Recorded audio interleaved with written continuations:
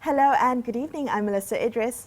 And I'm Sharaad Kuttan. You're watching Consider This, and tonight on the show we have the Chief Minister of Sabah, Datuk Seri Shafie Apdal. Welcome to the show, Datuk Seri. Well, good to have you joining us tonight. Now, could you begin by perhaps sharing some of the specific challenges that Sabah has had to deal with in fighting the COVID virus? Well, first of all, I would like to express my gratitude to Astro for inviting me to appear on this channel. At the same time, I think everyone knows that we didn't expect that this virus will come, not only to our part of the world, but also throughout the world. But I think initially, we were the ones who started first in Sabah actually to lock down Wuhan.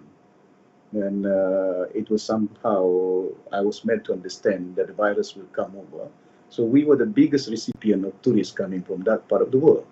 So immediately when I realized that, and I took a very firm actions to lock down, and there were many people stranded, by thousands of them, who flew from Wuhan, from China, landed in Kuttan airport. They got stuck at night, so I told my people, I said, house them in a hotel. But the next day, they may have to go back. But some of the obstacle and difficulties that we had, I realized that Sabah is such a big state, one, and the other one we're very handicapped with all the medical facilities. We don't have enough hospital, we don't have enough medical instrument, and at the same time, manpower also quite lacking in many of the districts that we had. That was one of the considerations that I took, decided to stop it. Immediately, we must take a bold move to ban all passengers or tourists coming from that part of the world.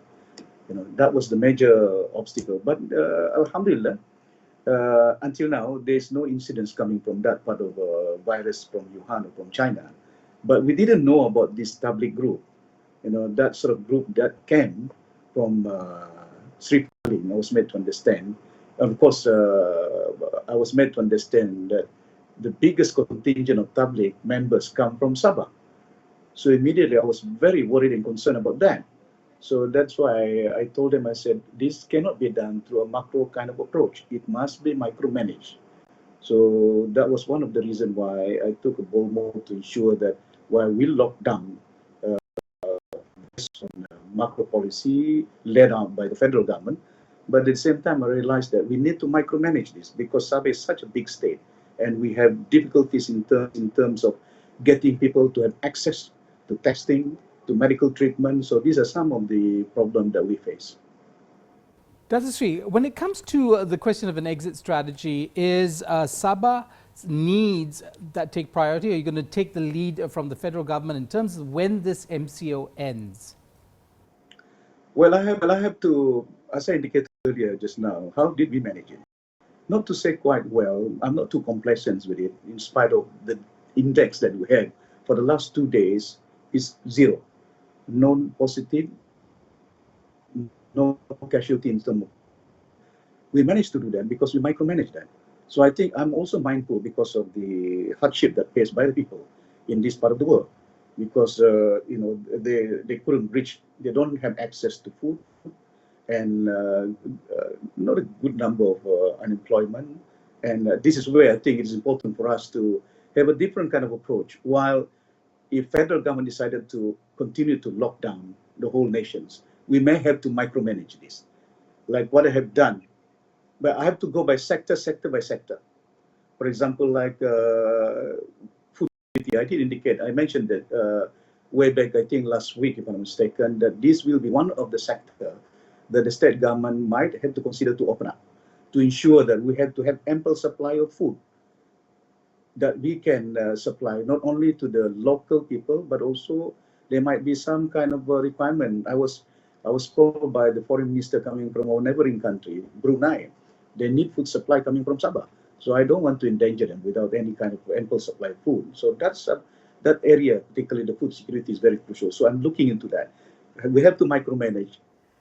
And when you say micromanage, Datuk Seri, does that mean that you're planning to deviate from the rules that has been set by the federal government in terms of the MCO, meaning that you may be looking at setting your own essential services, opening up certain sectors of your own of the economy according to your own particular set of circumstances and rules based on your territory?